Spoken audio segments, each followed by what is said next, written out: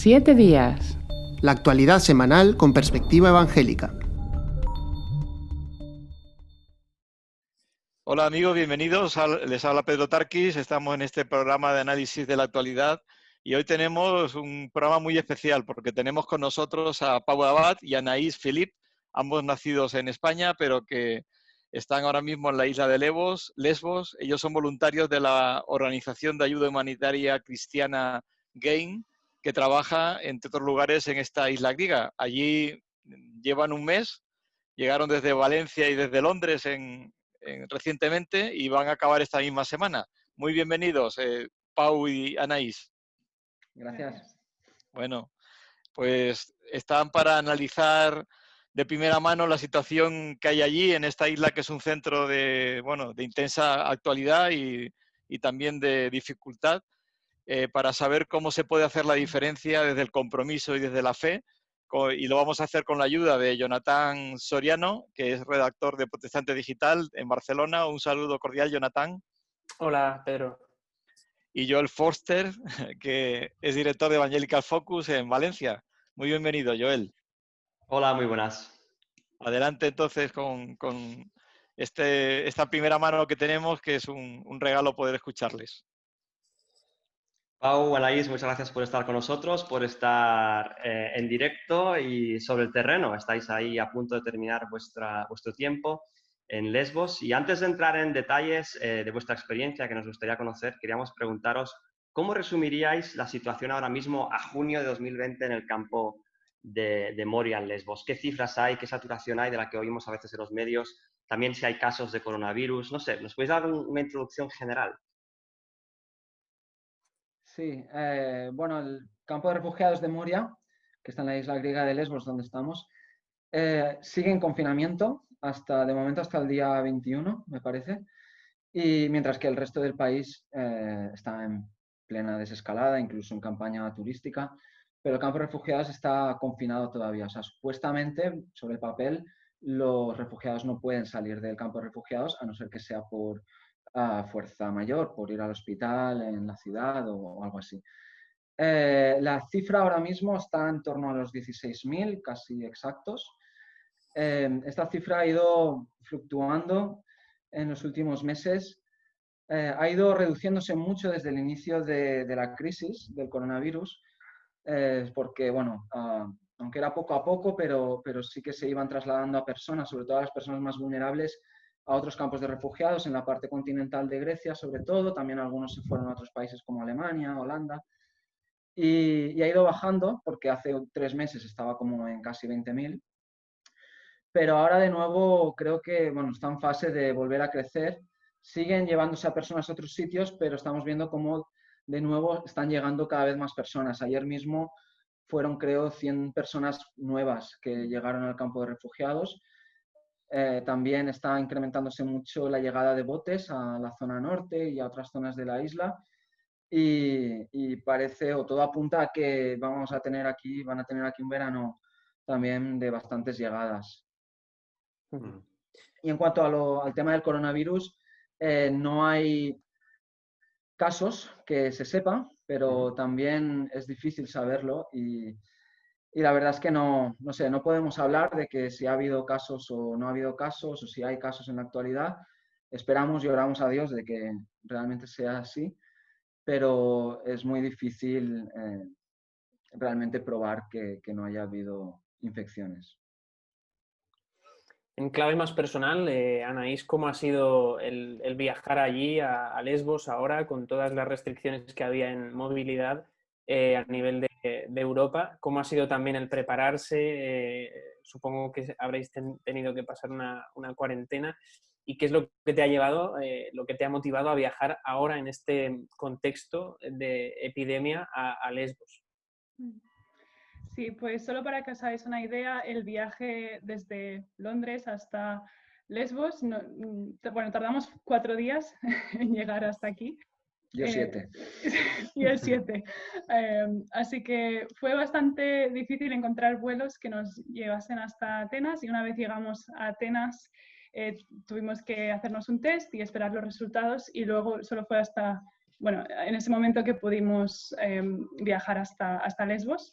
Y una vez en Lesbos teníamos que hacer cuarentena durante 2 semanas. Y la verdad es que fue difícil tomar la decisión de venir, sobre todo porque eran, pues eso, tener en cuenta 2 semanas de cuarentena y luego pues 4 semanas bueno, con la misión de DART.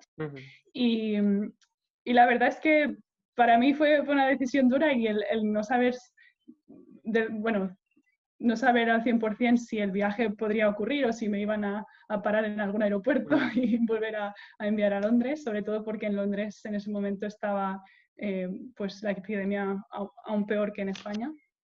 Y pues sí, yo creo que la decisión de venir hasta Lesbos en estos momentos vino por el hecho de que pues en Londres con mi trabajo podía trabajar un poco desde casa, pero el nivel de trabajo había reducido debido al coronavirus. Y al ver la necesidad en Lesbos y ver que pues, todos los voluntarios se habían ido a casa a causa bueno, habían habido manifestaciones en la isla en febrero y marzo y mucha instabilidad. Y entonces el ver que el coronavirus podía impactar a lo mejor el campo de refugiados, pues vimos la necesidad y el querer responder a ello, y sabiendo que pues en Londres ahora mismo había limitaciones para mi trabajo. Entonces, sí, poder venir aquí y ayudar donde hacía falta fue realmente lo mejor. Cuando se llega a Lesbos o se llega al campo, para alguien que nunca ha estado allí, ¿cómo lo describiríais? O sea, si pensamos en un mapa o de forma muy gráfica, ¿cómo es el campo y cómo es la llamada jungla? Buah, pues es muy difícil de describir porque es una experiencia que no hay en ninguna otra parte. Y bueno, o sea, aglomeración. Primero, es increíble la cantidad de gente que vive en un espacio tan reducido. La jungla, tristemente, prácticamente ahora todo es la jungla, por lo menos 3/4 partes del campo de refugiados, mientras que hace quizá un año era 1/4 parte, como mucho. O sea que el campo de refugiados se ha expandido de forma increíble alrededor de lo que es realmente el recinto, que el recinto que estaba pensado para máximo 3.000 personas, pero ahora ese recinto es, qué sé yo, es una mínima parte de todo, ¿no? Y es eso, es aglomeración, es una mezcla de sensaciones, de olores, de cruzarse con culturas muy, muy distintas la una de la otra. No sé, realidades muy tristes también, las historias que nos cuentan, los viajes, todo es, no sé, es bastante desolador, pero no sé, si quieres añadir. Pero... Sí, realmente para mí el impacto más grande fue el ver cuántas personas pueden vivir en un espacio tan reducido. En una tienda de campaña donde quizá diríamos que caben 6 personas, pues caben 4 familias. Y el ver esto y ver que no es una tienda de campañas de vacaciones, sino que es donde vive la gente a lo mejor 6 meses, 1 año o quizá 3, 4 años incluso. Yo pude viajar a Lesbos en 2017, entonces había 3.000 personas en el campo, no se había expandido a la zona exterior que se ha expandido ahora, pero impresiona mucho porque, si no me equivoco, el campo principal está originalmente en lo que antes era una cárcel. Entonces han conservado parte de las vallas metálicas y de todo el mobiliario así muy de cárcel, ¿no? Entonces, ¿cómo el hecho de que ahora haya tanta superpoblación en el terreno, cómo ha afectado también a vuestro trabajo logístico a la hora de desarrollar vuestro trabajo y vuestra misión allí? No solamente en la parte logística, sino también en la atención espiritual. Pues la verdad es que nuestro equipo de DART venía a apoyar una organización local cristiana que se llama Your Relief, y más que nada lo que hemos podido hacer es apoyarles en el trabajo a diario en el campo de refugiados. Ellos se ocupan de todo lo que es el alojamiento, asignar familias a tiendas de campaña o a diferentes barracones. Y luego también se ocupan de los recién llegados, se ocupan de darles alojamiento, de darles un kit de bienvenida con ropa, productos de higiene y también darles la información que necesitan para sobrevivir en el campo.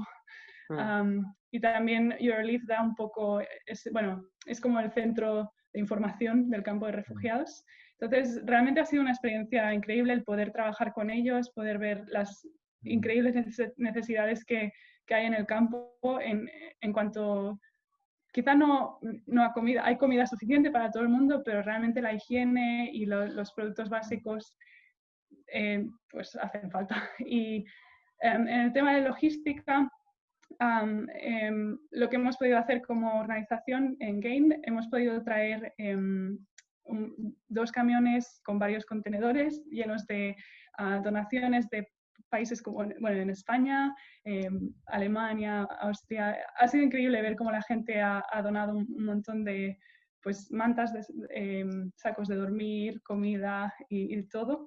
Y el poder traer esto aquí y luego distribuirlo en el campo de refugiados o a otras organizaciones que luego van a poder distribuirlo a los refugiados, realmente nos hace ver la increíble logística y toda la estructura que se necesita para poder traer lo básico para 20.000 personas, o bueno, ahora mismo 16.000. Pero sí, y luego en cuanto al terreno espiritual, pues es difícil poder hablar de Jesús y de Dios en el campo de refugiados, porque si trabajamos con Eurolife tenemos que trabajar con las mismas políticas.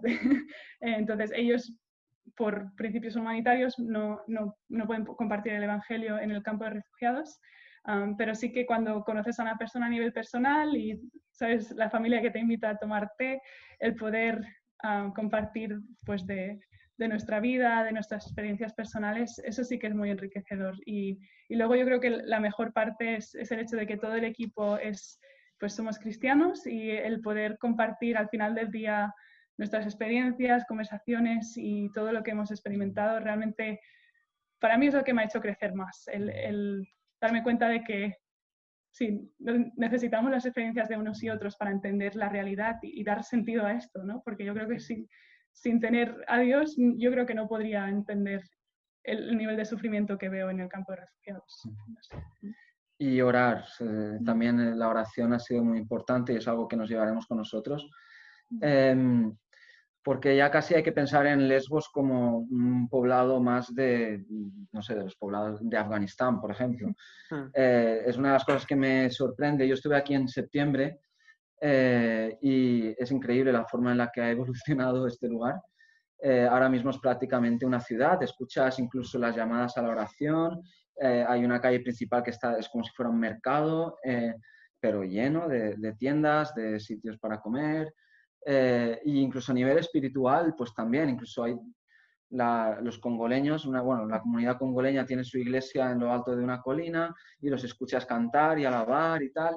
También escuchamos incluso de iglesias clandestinas dentro del campo.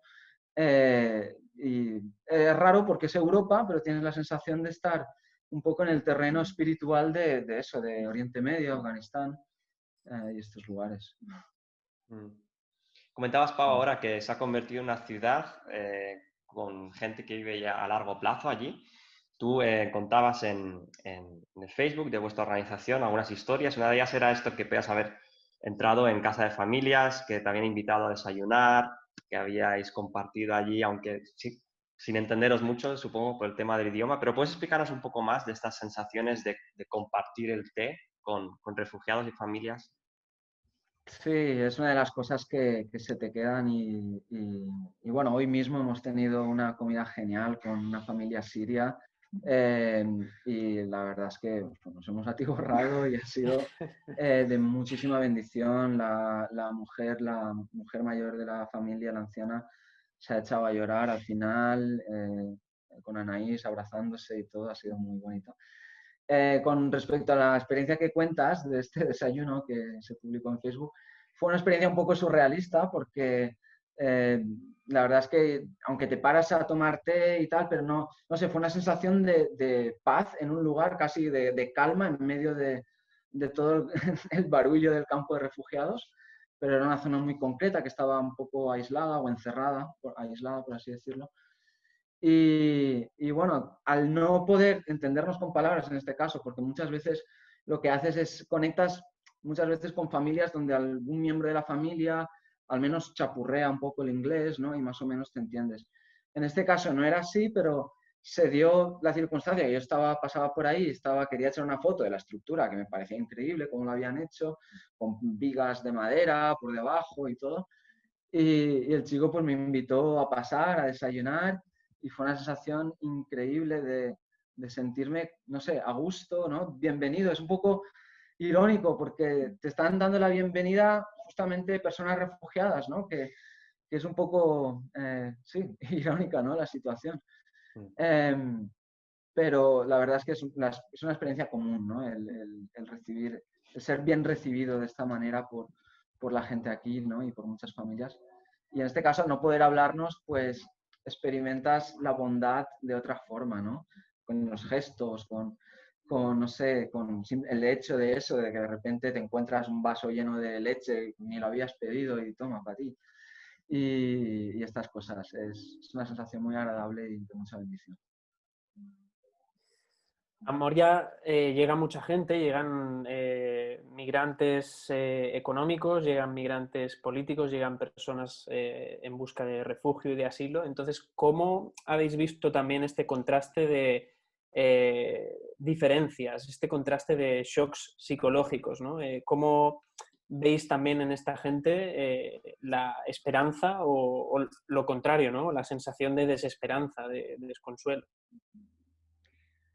Yo diría que es un poco mixto, pero creo que lo que nos dicen a nosotros los voluntarios es más la desesperanza y el decir, llevamos aquí esperando meses y meses y siempre tenemos el sello rojo. Cada mes tienen que renovar el papel y el sello rojo significa no puedes salir de la isla, el sello azul puedes salir. Y cada vez nos enseñan su papel y nos dicen sello rojo otra vez. Y es yo creo que predomina la desesperanza de tener que esperar en un lugar donde la vida no es fácil. Yo creo que bueno, hay bastantes problemas en un campo de refugiados con personas de diferentes culturas que no hablan el mismo idioma. Yo creo que yo creo que pasaría lo mismo en cualquier país donde se juntan diferentes culturas, pues hay choques y creo que eso es lo que hace la vida en el campo un poco más dura, que la gente no se conoce y tampoco no hacen, como no hablan el mismo idioma y tienen otras preocupaciones, pues no se mezclan mucho. Pero bueno, luego también hay momentos en que hay más esperanza. Yo creo que siempre me hace gracia cuando te invita una familia a tomar el té en su tienda o estructura. Siempre sacan el móvil y te enseñan fotos de sus familiares que ya viven en Europa y te dicen, tengo un hermano en Alemania, tengo una tía en Austria, quiero ir a Austria, quiero ir a Alemania. Y siempre ves el brillo en los ojos de esa esperanza de decir, hay una vida mejor que lo que he dejado atrás en Afganistán o en Siria, con la guerra o con la inseguridad que hay allí. Pero realmente el ver la inseguridad en el campo de refugiados ahora mismo da que pensar. Sí, si puedo añadir.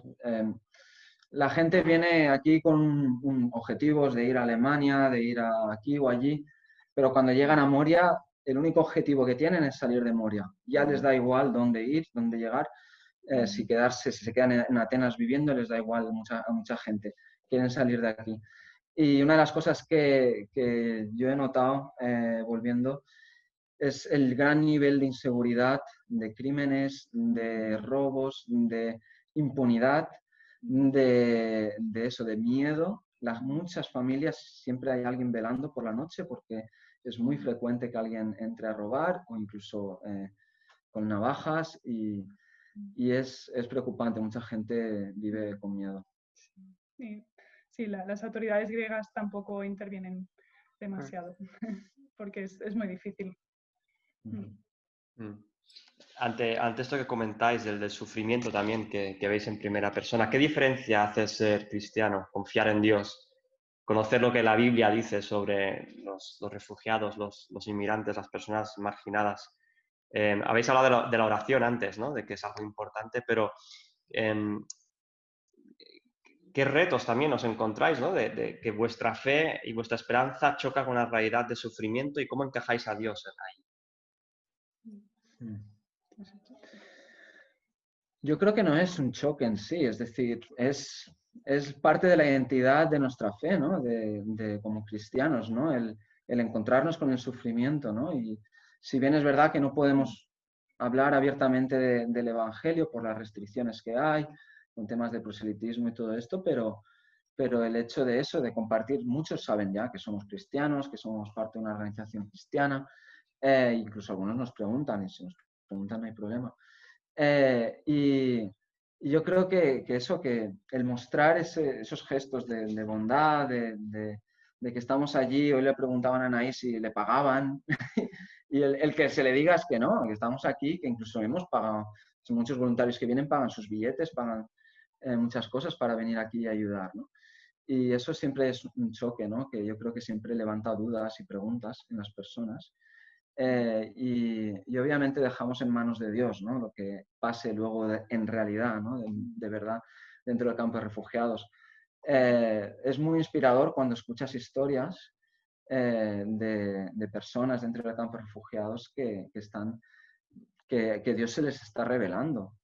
Incluso durante el confinamiento, que prácticamente no habían personas, y era como que, bueno, la obra sigue haciéndose, ¿no? Y hay personas que siguen conociendo a Dios sin necesidad de que haya una persona allí para hablarles, ¿no? Es decir, es lo que hay que hacer, ¿no? Confiar que Dios está trabajando y hacer nuestra parte, lo que sentimos que es nuestra parte. Y no veo ningún choque, veo al revés, veo que se cruza la voluntad de Dios, ¿no? Con la realidad de estas personas.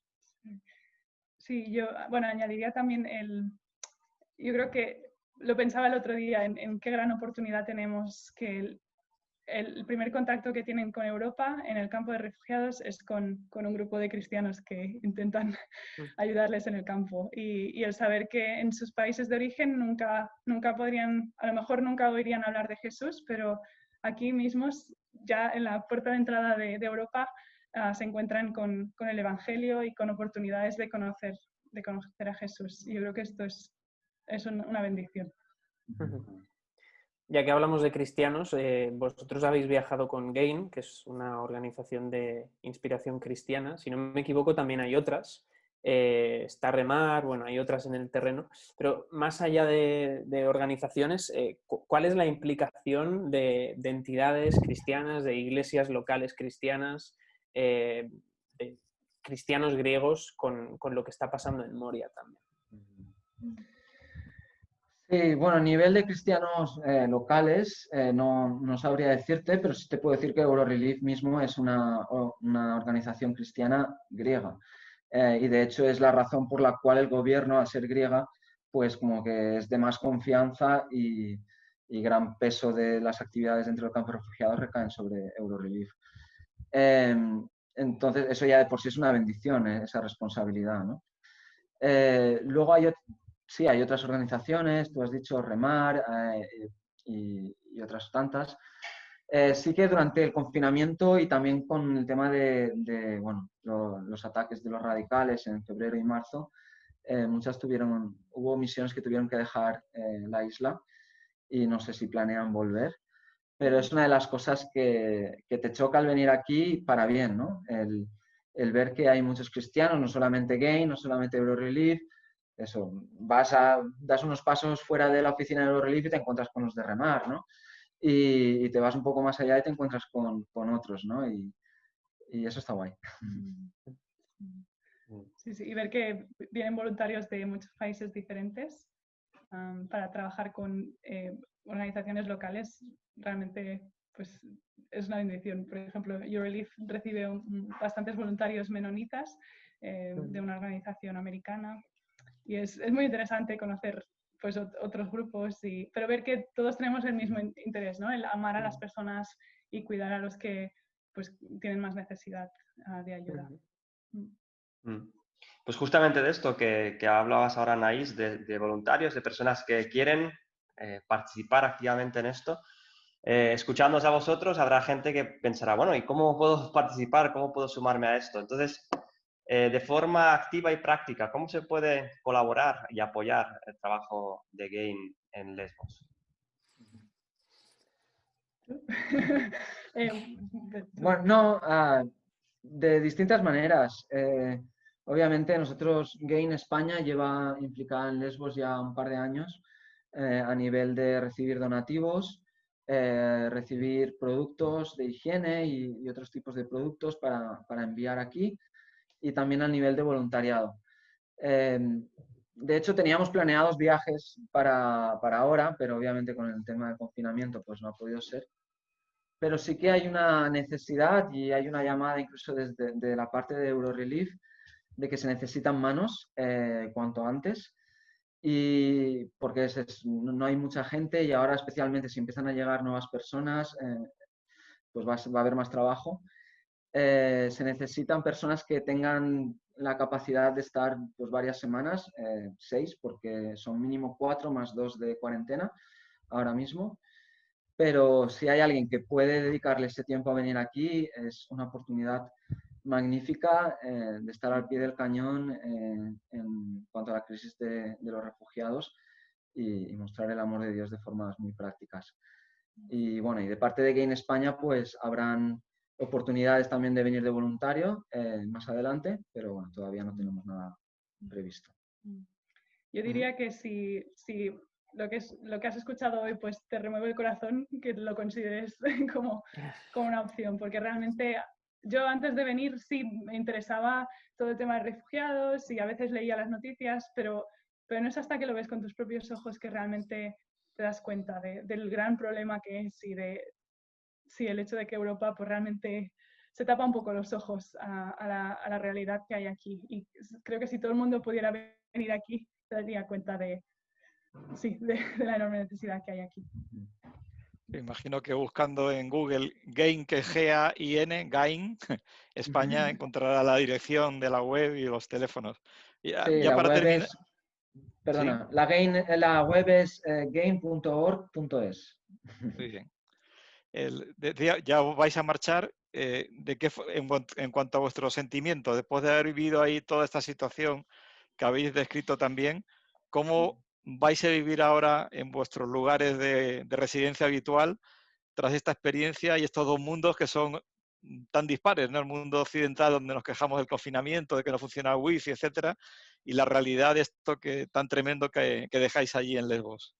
Yo creo que primero con agradecimiento por lo que ya el Señor me ha dado y el hecho de, bueno, pues no está tan mal, ¿no? El confinamiento en casa, pero al menos tenemos comida, tenemos un techo y tenemos seguridad de futuro, pero a la vez yo creo que esto me va a mover más a la oración y a preocuparme más por las injusticias sociales como la de los refugiados aquí en Grecia. Sí, volver a casa después de experiencias así es difícil.